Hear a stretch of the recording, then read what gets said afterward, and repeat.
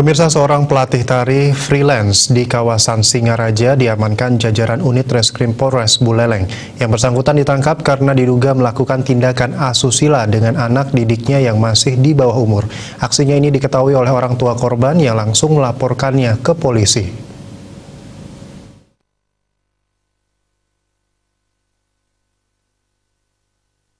Tersangka Nyoman Adi Destrian alias Mang Dis diamankan jajaran Reskrim Polres Buleleng pada akhir Mei 2021 lalu.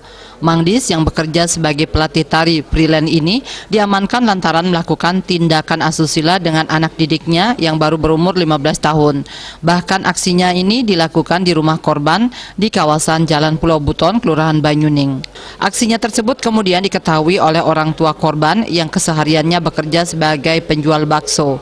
KPU Reskrim Polres Buleleng, AKP Suseno menjelaskan, tersangka dan korban ini masih dalam lingkup satu keluarga. Dari pemeriksaan intensif yang dilakukan aparat, tersangka mengakui melakukan persetubuhan dengan korban sebanyak 4 kali. Freelance penari, pelatih penari, dia memang masih ada hubungan keluarga dengan pihak pelapor, ya, masih ada hubungan keluarga. Kemudian yang bersangkutan memang diajak di rumahnya pelapor, karena diajak di rumahnya pelapor, kemudian dari pihak pelapor karena sering keluar melaksanakan kegiatan bekerja, dalam ini sebagai penjual bakso beserta istrinya, di mana di sana ada anaknya yang sendiri, anak daripada si pelapor sendiri masih di bawah umur.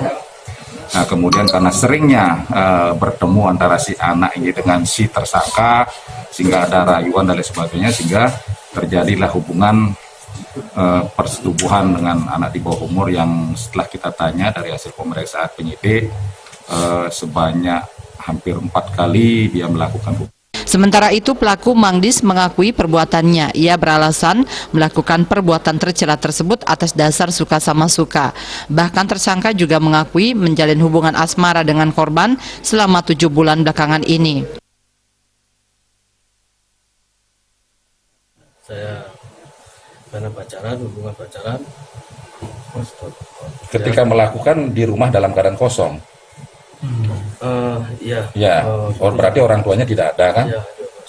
Terus tahu itu masih di bawah umur Tahu 18 tahun? si anak?